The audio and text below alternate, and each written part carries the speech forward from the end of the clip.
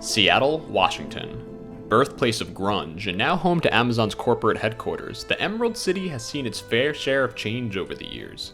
A damn fine cup of coffee is still easy to find. Bigfoot, not so much. And if you're looking for an amusement park, you're out of luck. Despite being the 18th most populous city in the nation, and one of the top 5 fastest growing, Seattle does not have a major amusement park. The closest is Silverwood in Athol, Idaho, which is not only not close at all, but only debatably a major amusement park with its 5 thrill coasters. 30 minutes south of Seattle, Wild Waves has provided the backdrop for many a children's birthday party, with the charm and nostalgia of a kiddie pool in the summertime. For your average adrenaline junkie, its thrill factor is roughly equivalent. The only amusements to be found in the city of Seattle today are located here on the downtown shores of Elliott Bay, which features a small carousel, a flying theater, and the Seattle Great Wheel. A number of novelty shops lend the pier a sense of historic legitimacy. Ye Old Curiosity Shop was founded in 1899, towards the end of the Klondike Gold Rush, and featured exhibits in Seattle's 1909 World's Fair. While Wings Over Washington offers a journey across land, these remnants of Seattle's past offer a glimpse through time to the glory days of Seattle's turn-of-the-century amusement park scene.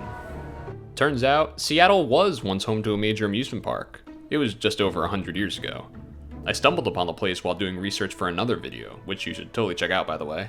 Named Luna Park, the place was billed as the Coney Island of the West, and has a fascinating but short-lived history. The park was the brainchild of Charles I.D. Loof, a Danish master carver.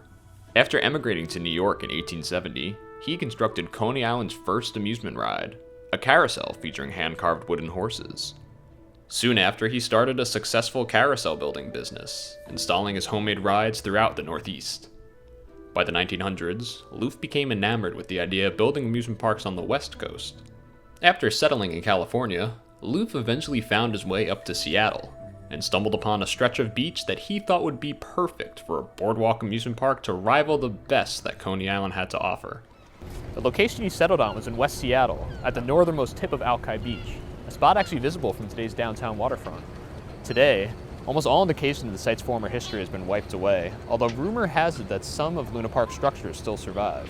So I packed the car and headed south, intent on discovering more about the Coney Island of the West. But as a non-native Seattleite, I thought it was only fair to seek out a local guide. Meet Noah, a good friend of mine who was born and raised in Seattle, if you couldn't tell by his aesthetic. The man knows more about the city than any other person I know, but surely he hasn't heard of this wildly obscure century-old amusement park, no? Yeah, actually, there's the Luna Park Cafe up in West Seattle, and I've known that's kind of, they have a lot of antiques from the original park. Oh, so you know about it? Yeah. You are a native Seattleite. Okay, turns out he has heard of it thanks to the Luna Park Cafe, a restaurant in West Seattle bearing the park's old name, which itself was named after the famous Luna Park that opened at Coney Island in 1903. Charles Loof really had Coney Island in mind when designing the park. He had pilings driven into the tide flats, allowing the park to be built above the water just like many other seaside parks of the era.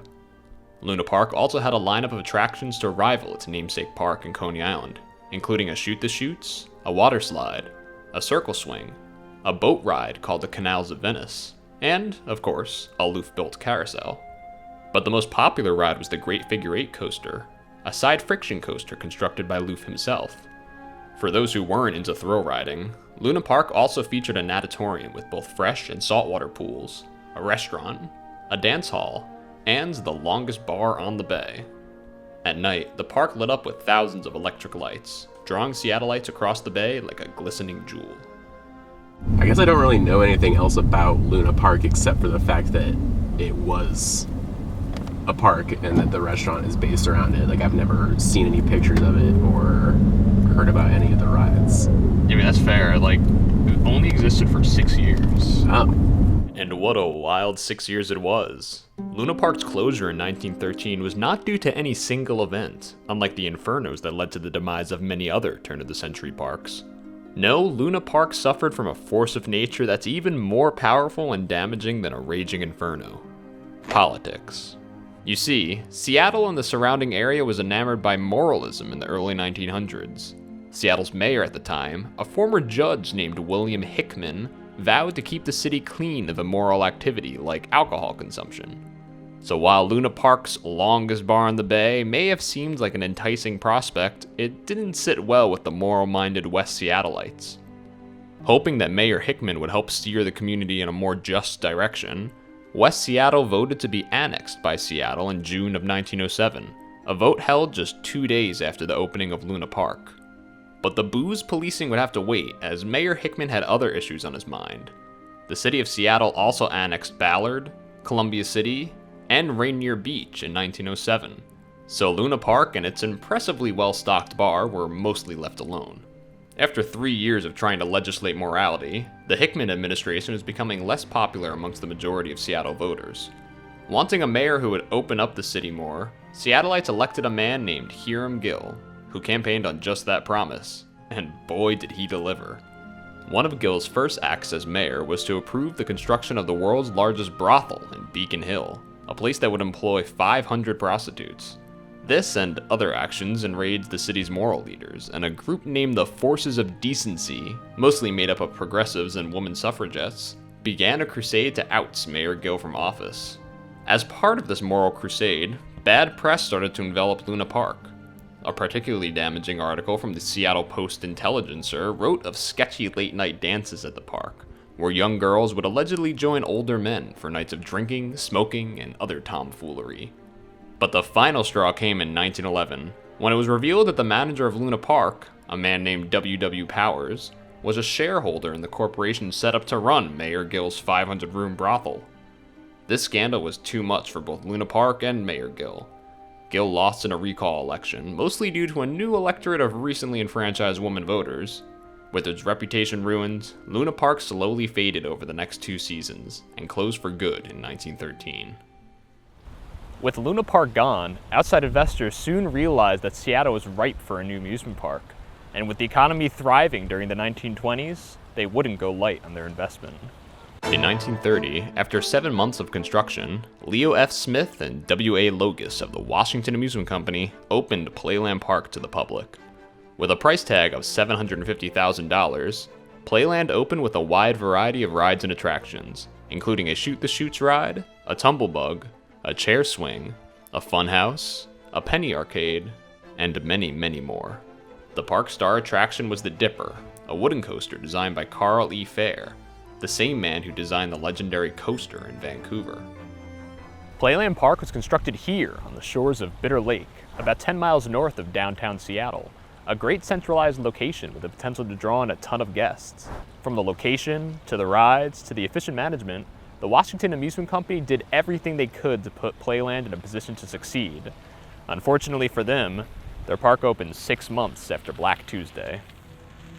The stock market crash at the end of the decade caused the US economy to crumble, and so too did the Washington Amusement Company, just 1 year after Playland's opening.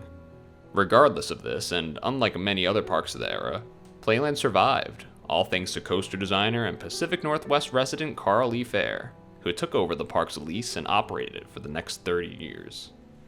Despite surviving the Depression and acting as a safe haven for those who made it home during World War II, Fair's Park fell victim to the declining interest in amusement parks that occurred during the 1950s.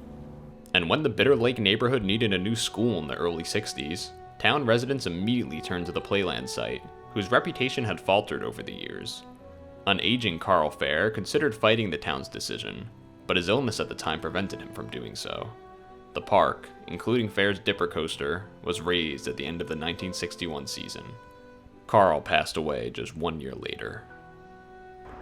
The school built on Playland's former site still exists today, and while no physical remnants of the park remain, it did inspire a new park that carried on Carl Fair's love of amusement rides. Just 1 year after Playland Park's closure in 1961, Seattle hosted the Century 21 exhibition, or the 1962 World's Fair, a massive event that drew millions to the Emerald City.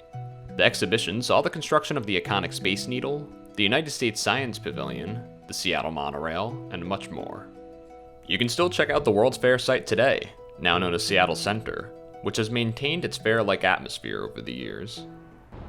In fact, many of the buildings and pavilions from the Century 21 exhibition still stand today in one form or another, but one missing section is the fair's Gayway, later named the Fun Forest, a small amusement park near the base of the Space Needle.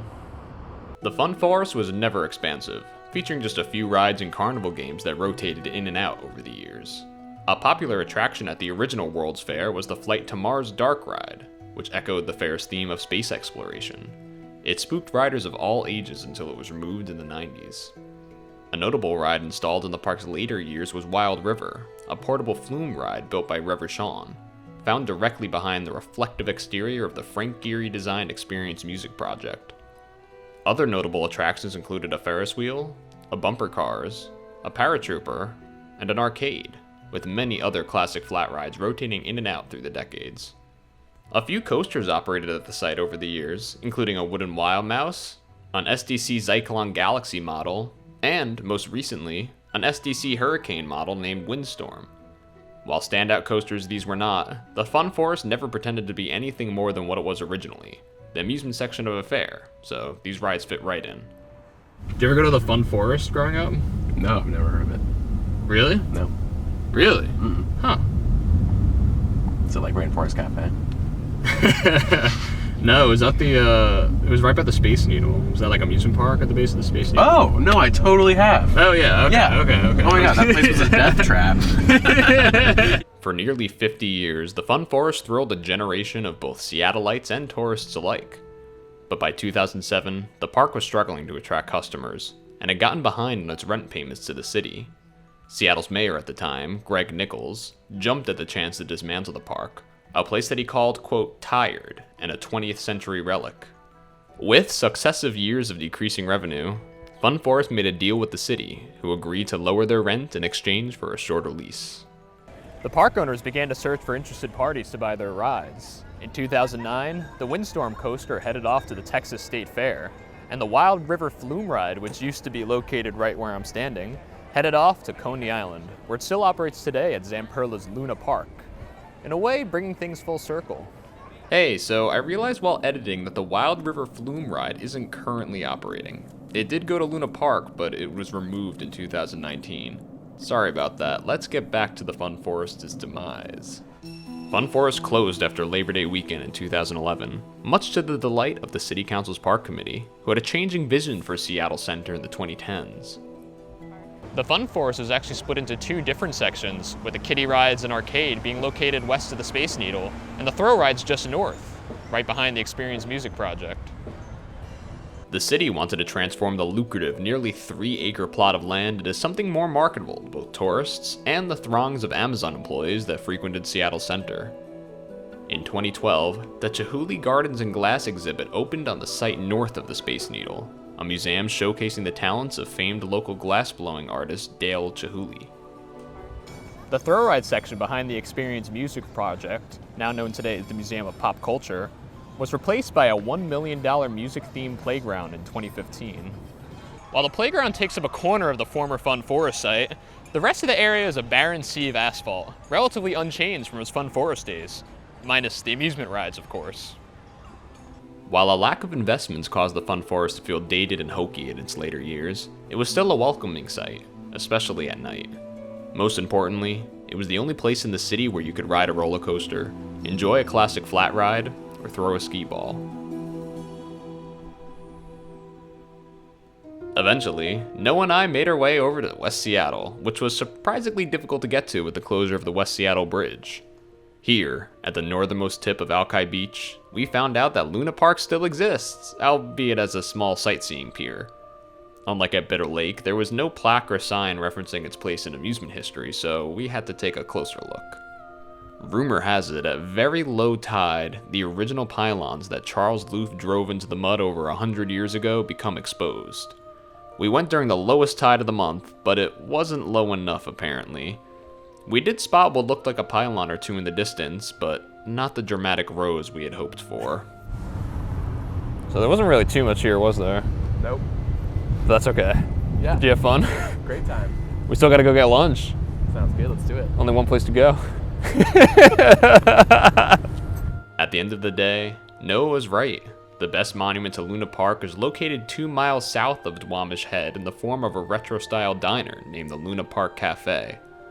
While the overall decor reflects the charm of the 1950s, not the 1910s, Photos of the old Luna Park adorn the diner's walls, offering hungry visitors a chance to marvel at the old boardwalk, Charles Louf's hand-carved carousel, and whatever this thing is. I hope you've enjoyed this look at Seattle's surprisingly rich amusement history. I'm Jane Eddie Boy, and until next time, thanks for watching. I forgot the first line. Wait, keep rolling. How's it going? Pretty good. Nice to see you. It's you? We ready? But there's another spot we can go to that we're gonna check out. So stick along.